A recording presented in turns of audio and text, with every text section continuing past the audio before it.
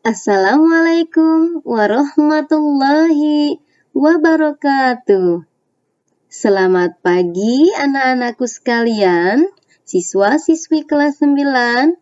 Mudah-mudahan kalian semua dalam keadaan sehat sehingga bisa semangat mengikuti pembelajaran hari ini. Tetap semangat ya.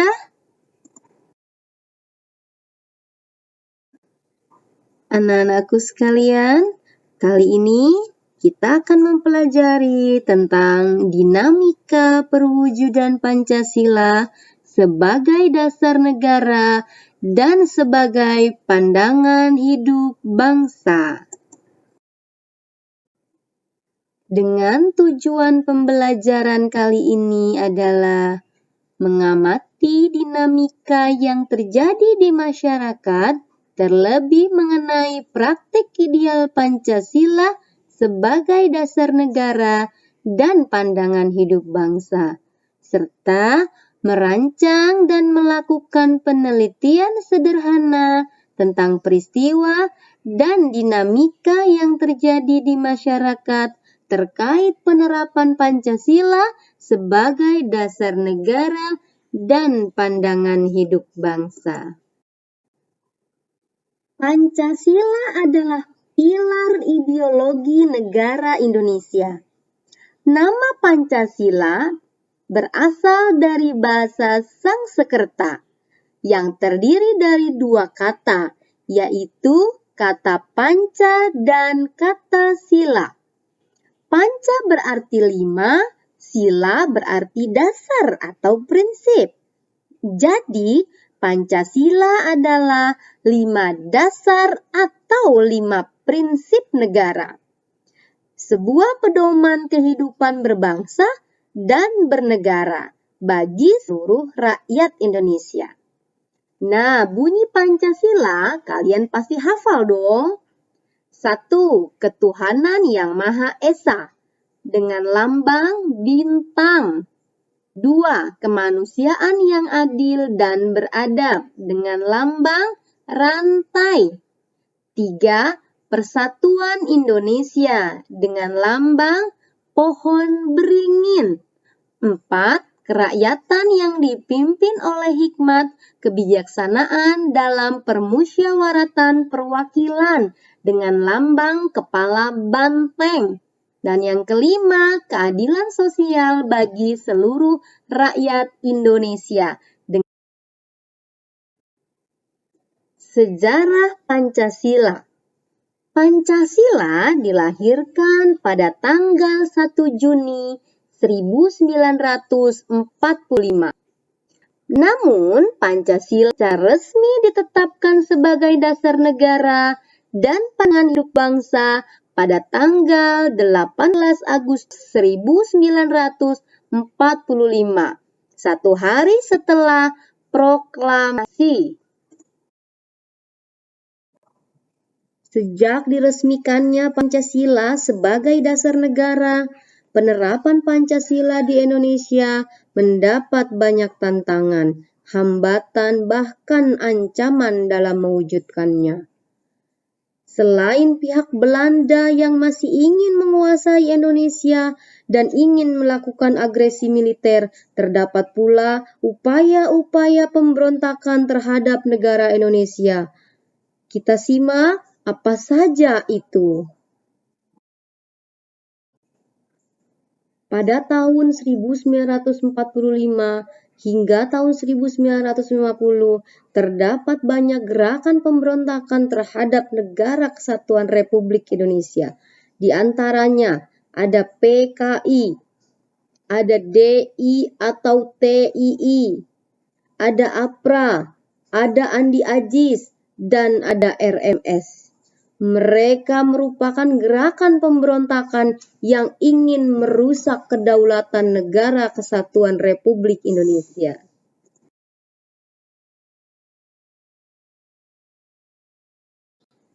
Yang pertama adalah PKI atau Partai Komunis Indonesia. Sebuah gerakan pemberontakan yang berbasis di Jawa Tengah, tepatnya di kota Madiun. Pemberontakan ini dilakukan pada tanggal 19 September 1948. Sebuah gerakan pemberontakan yang dipimpin oleh Musso.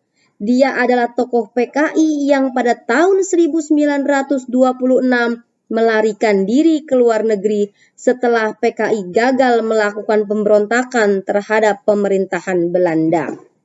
Tindakan yang dilakukan Musso beserta sekutunya adalah untuk merebut kekuasaan negara Republik Indonesia dan mengganti dasar negara kita yang berideologi Pancasila menjadi ideologi komunis. Namun, berkat kesetiaan rakyat Indonesia, dalam waktu yang relatif singkat, Tentara Nasional Indonesia berhasil menumpas gerakan pemberontakan tersebut dan akhirnya Musso pun tewas dalam pengepungan yang dilakukan pada tanggal 31 Oktober 48 di Samandang, Ponorogo.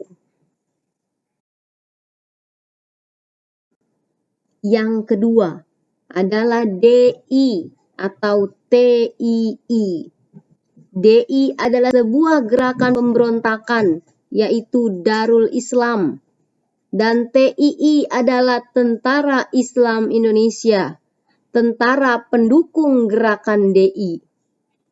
Gerakan pemberontakan ini dipimpin oleh Sekar Maji Marijan Kartosuwiryo. Kartosuwiryo memproklamasikan berdirinya negara Islam Indonesia pada tanggal 7 Agustus 1949. Gerakan Darul Islam didukung oleh tentara yang bernama TII. Adapun tujuan dari gerakan Darul Islam adalah menjadikan negara kesatuan Republik Indonesia menjadi negara yang bersyariat Islam. Selanjutnya ada APRA, Angkatan Perang Ratu Adil. APRA didirikan Raymond Westerling. Dia adalah seorang kapten Kenil atau yang disebut dengan Tentara Hindia Belanda. APRA melakukan pemberontakan pada tanggal 23 Januari 1950. Adapun tujuan APRA adalah mempertahankan federasi dan mempertahankan hanya tentara sendiri. Namun, berkat ada dukungan rakyat Indonesia, berkat kesetiaan rakyat Indonesia, maka APRA berhasil ditumpas oleh militer TNI. Dan akhirnya pun pemimpin APRA yaitu Raymond Westerling berhasil melarikan diri ke luar negeri.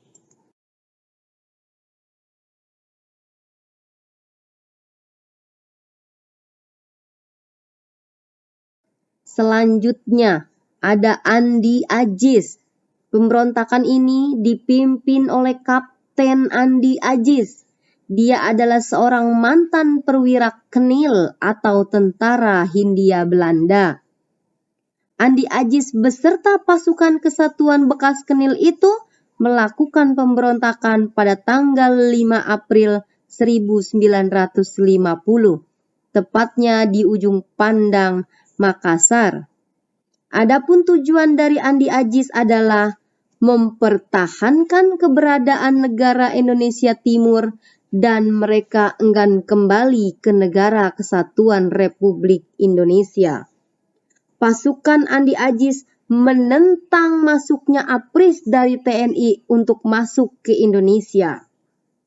Adapun usaha-usaha pemerintah dalam menumpas pemberontakan Andi Ajis adalah yang pertama, pada tanggal 8 April 1950, pemerintah pusat mengeluarkan ultimatum kepada Andi Ajis untuk datang dan melaporkan diri ke Jakarta dalam waktu 2 kali 24 jam. Namun, setelah batas ultimatum yang dikeluarkan agar Andi Ajis menyerahkan diri ke Jakarta, Andi Ajis pun tidak datang.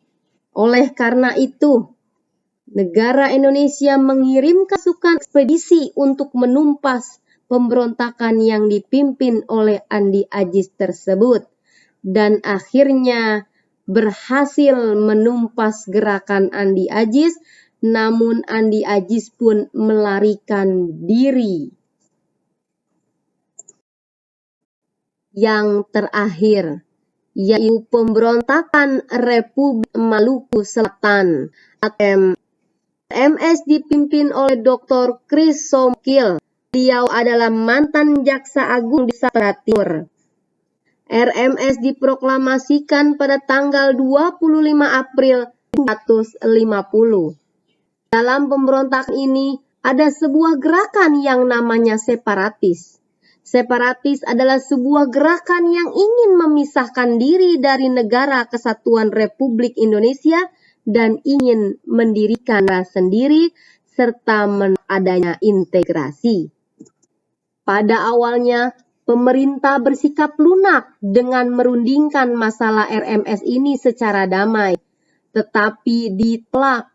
Dan pada akhirnya, pemerintah mengirim sebuah ekspedisi militer ke Maluku dan pemberontakan pun dapat dipadamkan. Pasukan ekspedisi militer berhasil menumpas RMS tersebut. Dan akhirnya Somokil ditangkap oleh ABRI pada tahun 1962 dan Somokil pun dimati pada tahun 1966.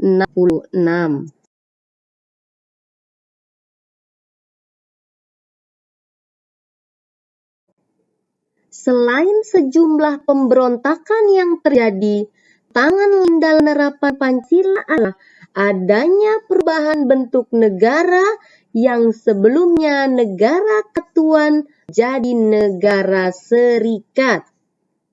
Adapun dalam negara serikat, Indonesia dibagi menjadi 7 negara bagian dan 9 daerah otonom. Adapun Presiden Indonesia Serikat adalah Soekarno dan Hatta sebagai Perdana Menteri. Sampai di sini dulu pembelajaran kita hari ini dalam penerapan Pancasila dari masa 1945 hingga masa 1950. Mudah-mudahan kalian mampu memahaminya. Terima kasih dan sampai jumpa.